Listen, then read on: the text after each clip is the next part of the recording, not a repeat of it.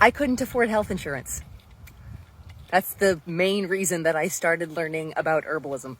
I was going through a period of my life where I was, I guess, poor. I don't want to say poor, like I don't like saying I'm poor. I was poor, whatever, but yeah, I was poor. And I couldn't afford health insurance. So I did the calculations and I figured out that it was going to be a lot less expensive for me to spend like $400 or $500 to on some classes to learn herbalism than it was to spend $300 a month on insurance. So that's the first reason. As I got going, I realized that I really liked learning how to take care of myself and learning how to heal myself and my family and not being completely and utterly beholden to the pharmaceutical industry and the doctors. The more you learn about how to take care of yourself medicinally, the further down the rabbit hole you go, and you start to realize, oh, it's all about our food. It's not just all about our food. It's about everything that we put into our gut and whether or not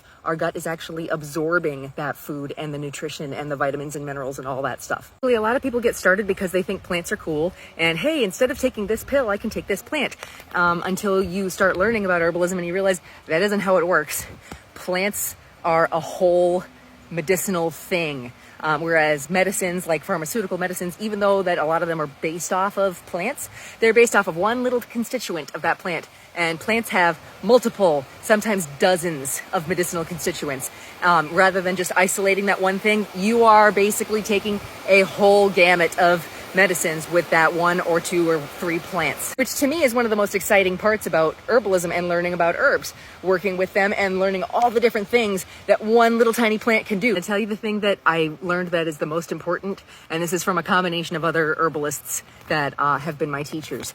Your body is like a cake, okay? Your digestive tract, your digestive system, and whatever you're absorbing from your food and all that, the whole system is the cake part, and herbs are like the icing on top of the cake. Okay, so the herbs aren't going to do a heck of a lot of good unless you have a nice strong foundation of cake. So in conclusion, if you want to heal your cake, heal your gut, check out my gut healing protocol. If you want to learn how to take care of yourself and your family by making your own herbal medicines and things like that, check out my Remedies from Nature course, because I can teach you that. Or I have a tincture making PDF that is also very informational. And if you're really, really into the dirty, hippie, woodsy hole and you want to learn about a lot of different medicinal and edible plants that you can go out in the woods or go in your backyard and find and forage for yourself, please check out my ebook, because it's only $5 and it is very, very helpful and a lot of people really like it. Finally, if you watched this far, go out in the woods and eat some sassafras leaves, because people look at you funny, and that's the best part.